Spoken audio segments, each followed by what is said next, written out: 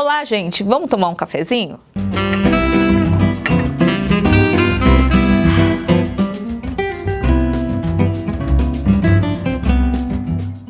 Eu sou Roseli Faria, sou economista e analista de planejamento e orçamento e neste cafezinho a gente vai falar de participação social no orçamento público. Para isso eu estou com o Leandro Couto, que é analista de planejamento e orçamento também e pesquisador. Tudo bem, Leandro? Joia, Rose. Que ótimo ter você aqui. O orçamento público da União, ele precisa ser totalmente reconstruído. Hoje ele não atende nenhum dos papéis constitucionais para o qual ele foi feito. Ele não promove o desenvolvimento econômico, ele não garante direitos e ele não enfrenta as desigualdades. Este é um processo que se iniciou em 2016 com o teto dos gastos, mas se acelerou neste atual governo. E o orçamento secreto é a prova de que o orçamento público da União se tornou um orçamento privado.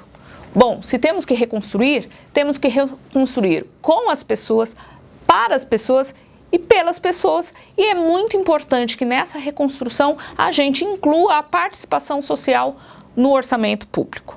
Nós já tivemos, né, Leandro, uma série de experiências locais de participação social no orçamento público.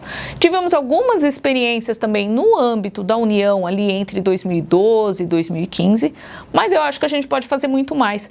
O que você acha que a gente pode fazer? Faz um breve resgate de quais foram essas experiências de participação social e como que a gente poderia, então, reconstruir o orçamento público a partir da participação social na construção da peça orçamentária. Pois é, Rose, assim, o processo de participação nas peças de planejamento e orçamento no nível federal pouco alcançaram o orçamento. Elas se bastaram no nível do plano plurianual. Teve essa experiência que você disse de 2012 até 2015, mas teve uma experiência anterior. Isso começa, de fato, quando o primeiro governo do presidente Lula assume e traz a pauta do planejamento participativo.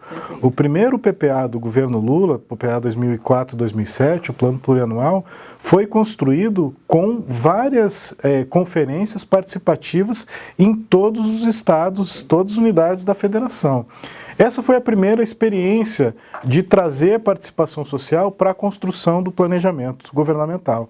E a gente teve, então, ali uma primeira tentativa de trazer a sociedade civil para discutir as grandes prioridades do Brasil. Então, a gente fez um processo participativo para a dimensão estratégica do PPA.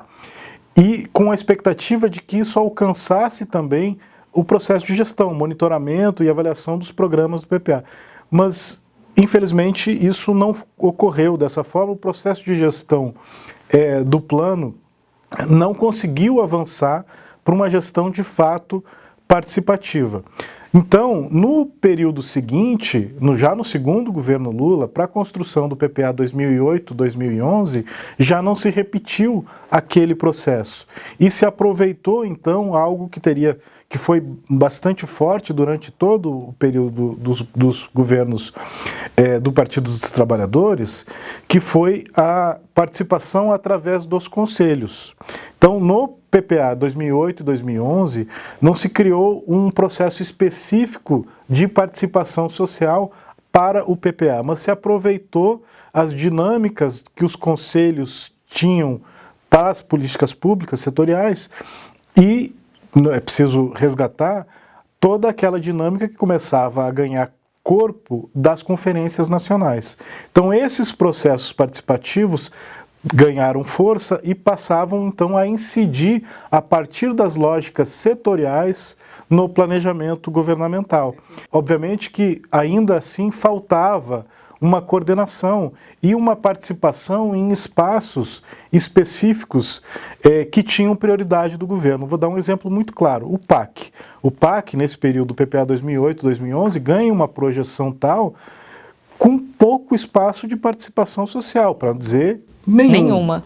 E então, sem abrir mão desse processo, o que se construiu para o período seguinte, que você se refere para o PPA 2012-2015, foi aproveitar essas dinâmicas dos conselhos setoriais e tentar fazer isso de forma mais coordenada. De que forma foi feito isso? Através do Fórum Interconselhos, que era um fórum que reunia participantes da sociedade civil de todos os conselhos, e eles discutiram, formaram, ainda em 2011, as agendas transversais, eles que escolheram as agendas transversais que seriam objeto de monitoramento. Então aqui a gente não falava só de participação social na formulação do planejamento, mas também no monitoramento dessas agendas, feitas pelo Fórum Interconselhos.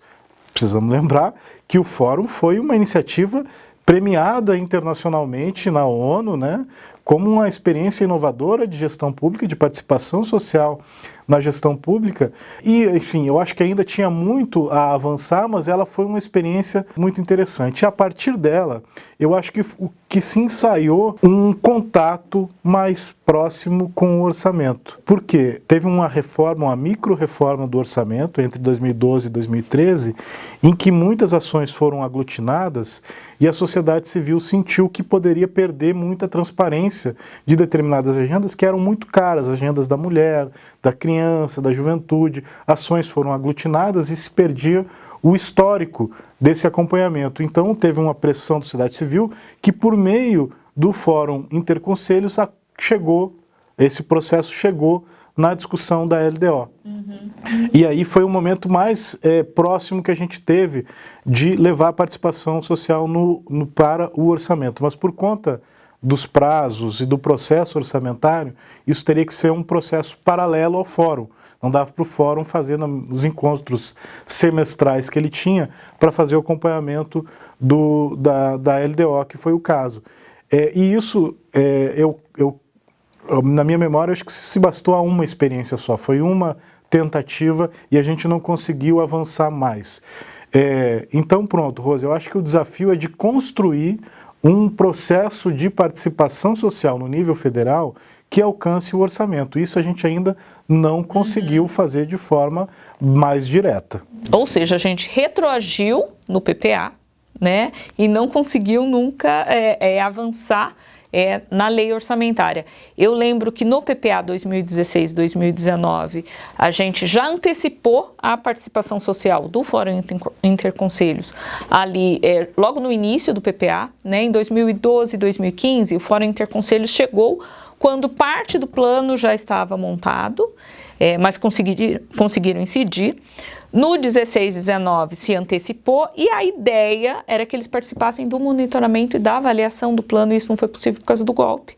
E hoje a gente tem um PPA que é completamente esvaziado de compromissos, né, de atributos. Então você não tem ali uma série de objetivos, de metas que efetivamente, né, permitam fazer agendas transversais, por exemplo, né, de criança, de mulheres, de juventude, ou mesmo garantir essa participação social no PPA. E aí a gente tem, como você falou, né, todo um desafio de construir efetivamente uma participação social dentro do orçamento público, e entendo que seja desde o nascedouro da peça orçamentária, né, do projeto de lei orçamentário, e também em sua execução. Agora me diz uma coisa, Leandro, você que está refletindo a respeito desse assunto, né? Como a gente pode construir, então, este processo de participação social no orçamento público? Quais os momentos, né? Seria logo ali no início, então, da construção do projeto de lei que depois vai para o Congresso, depois é sancionado e depois executado? É também durante a execução? Quais seriam, então, os instrumentos de participação social? Ficaríamos só com o conselho? Não, a gente poderia ir além?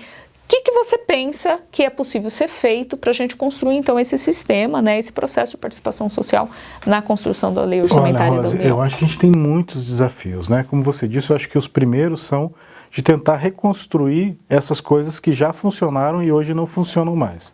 Então, eu me refiro aos próprios conselhos. Eles foram totalmente fragilizados, esvaziados, né, principalmente durante o governo Bolsonaro, e precisam ser fortalecidos.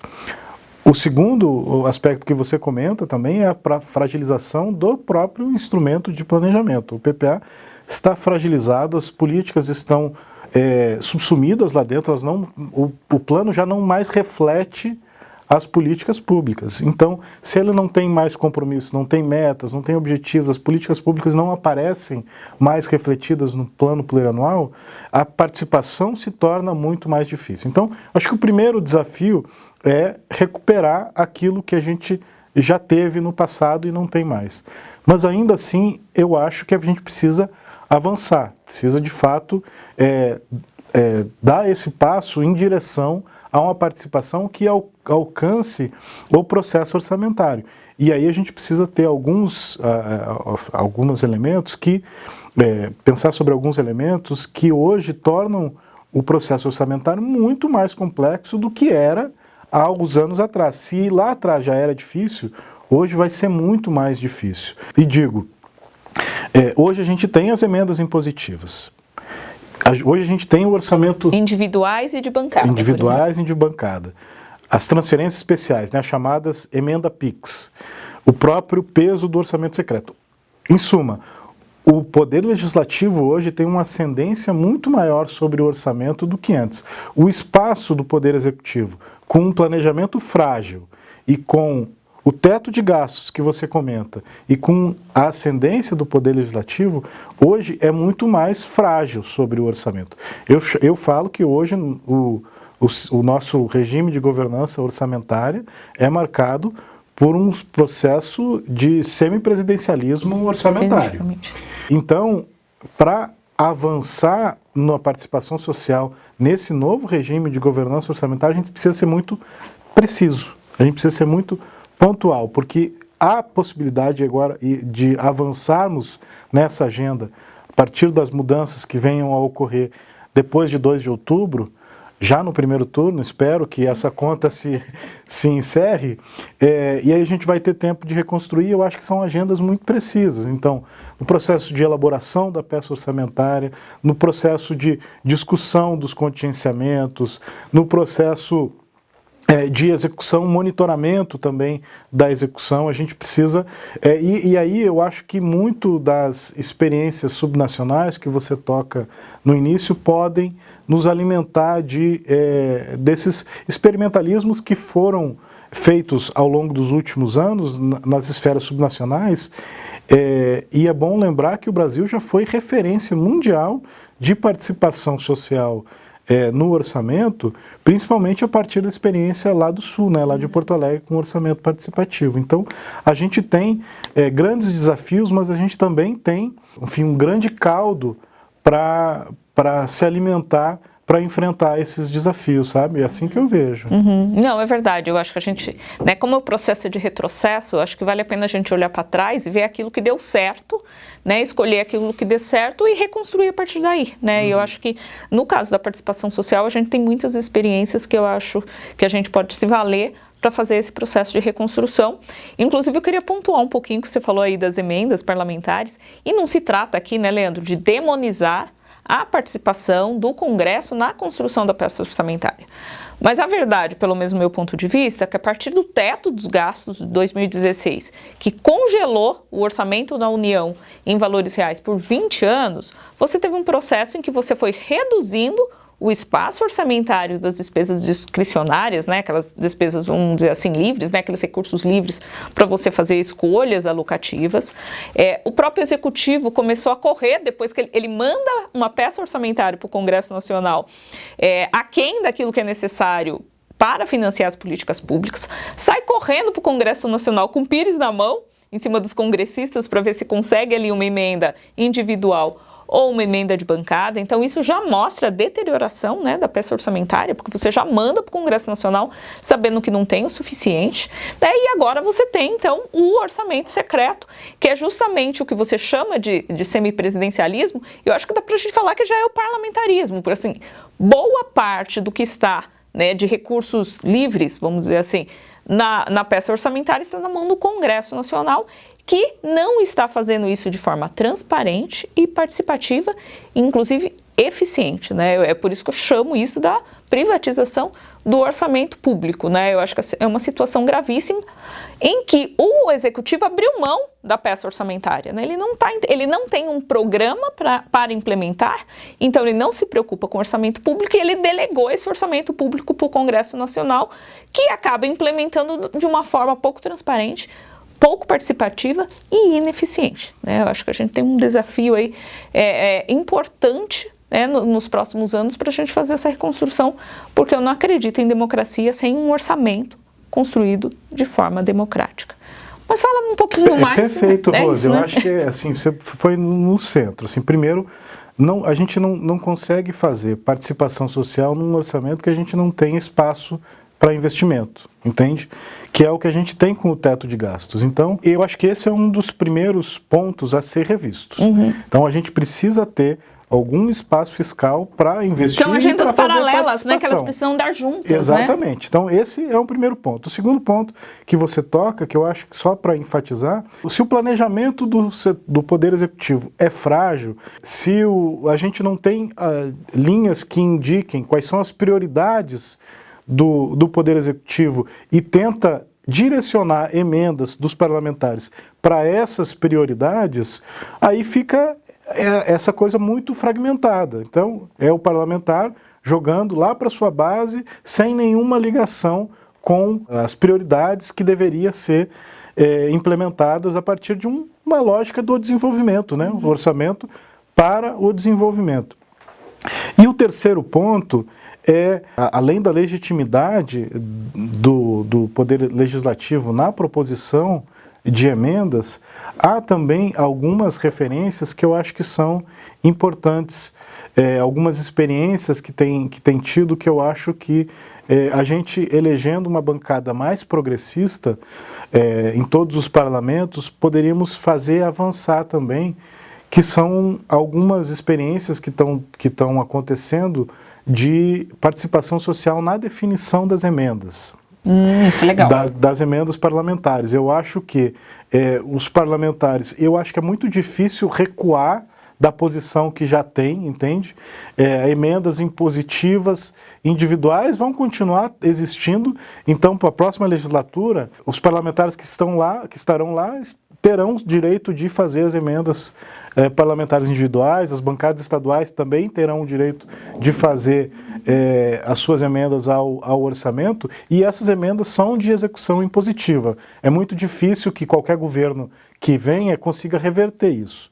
Sendo assim, eu acho que seria importante, Rose, avançar na compreensão dessas metodologias participativas para a discussão das emendas, porque no nível local isso tem um peso, né? Entende? Assim, tu tem 17 milhões por ano de emendas ao orçamento, cada parlamentar, só de emendas individuais, pode ter um impacto importante na localidade, né, nas bases. Então, eu acho que, sem, obviamente, diminuir o papel das discussões maiores e mais, enfim, estruturantes do país, as emendas que estão aí são a realidade, e poder discutir essas emendas do ponto de vista do parlamentar, com uma perspectiva participativa, eu acho que também é algo que pode agregar elementos para esse processo de ampliação dos espaços de participação social no orçamento público. Vale lembrar que a gente tem hoje o que seria no passado o PAC, do volume de investimentos que foi, hoje está nas mãos dos parlamentares. A gente tem um PAC de emendas parlamentares, não é pouca coisa. Então, discutir isso do ponto de vista, quer dizer, de uma estratégia participativa, eu também acho que pode ser um elemento que faça-nos avançar na ampliação da participação da sociedade no orçamento público. É uma educação política, né, eu acho que das pessoas e dos próprios parlamentares, né, de uma interação com a sociedade a respeito da alocação desses recursos públicos. Acho que uma experiência também de política, né, de eficiência mesmo, da gente discutir com as pessoas, né, essa peça orçamentária que é fundamental para a democracia, como eu disse, e eu acho que também é uma forma da gente enriquecer o próprio processo de execução orçamentária, porque eu acho que também a gente tem que pensar, além das escolhas alocativas, como que isso vai se desdobrar ali na execução, né? Porque muitas vezes as pessoas não sabem, mas você garantir a dotação no orçamento público é o primeiro processo para você garantir a execução lá na ponta, né? Às vezes você tem a dotação, mas você vai ter um contingenciamento, você não vai poder gastar aquele valor. Tem o remanejamento, que você tira de uma ação e coloca em outra. E aí lá na frente, quando você executar, vai efetivamente resultar em um serviço público ou em um equipamento público para a população. E eu acho que você participar desse processo do início ao fim ajuda muito na educação política e ajuda muito o próprio Estado, né? Garantir a eficiência, garantir que ele está atendendo as necessidades da população. Lê, aqui por fim, você falou então que esse processo de reconstrução com participação social, então, passa por a gente ter mais recursos disponíveis, né, no orçamento público, então a gente vai ter que discutir regras fiscais, né, revogar o teto dos gastos e construir outros parâmetros fiscais que sejam mais razoáveis, né, dado o contexto do país e da Constituição de 88. Você falou de planejamento governamental, que hoje a gente não tem, né, e precisa ser reconstruído. Você falou de participação social e também falou de transparência pública, né, e é a partir daí que a gente vai fazer essa reconstrução. Então, por fim, você acredita nessa reconstrução, Lê? E o que seria necessário, então, para a gente reconstruir o orçamento público? Rose, eu tenho que acreditar, né? Assim, eu tenho uma lição antiga que diz que o planejamento é uma atividade para apaixonados. E aí, você tem que ser apaixonado e acreditar sempre. Eu dizia assim, para apaixonados, mas também precisa ter uma certa vocação para sofrer, porque a gente está sempre na expectativa e daqui a pouco vem algo para nos frustrar. Mas eu acredito que é possível, sim.